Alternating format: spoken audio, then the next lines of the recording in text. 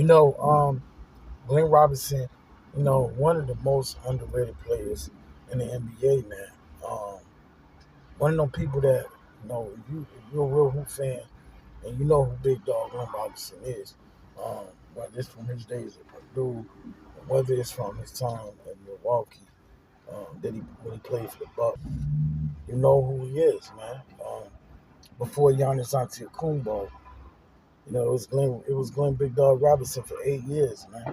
Um, Doing the thing in Milwaukee. Was everything all good? Maybe you could say everything ain't all good. I mean, he did hold out. Got the richest rookie contract in NBA history before, those rules got changed. But, power to him, and his agent, and I think that, he was second in scoring for Milwaukee before um before Giannis came along. So I gotta give major props, man. And his collegiate career was absolutely something that you should marvel at and that you should be fascinated because it was at Purdue where I recognized the talent and abilities of Glenn Big Dog Robinson. And one of those things was being able to score the bucket, man. He was an absolute great scorer. He could put that ball in the bucket with the best of them. Now, chronic knee injuries would mostly, well, they would make Glenn Big Dog Robinson have to retire after pretty illustrious 11-year career. Um, Towards the end, he played with San Antonio where he won the championship.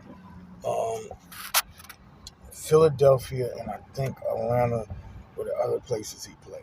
You know, I think the best part about his game was just his physical play.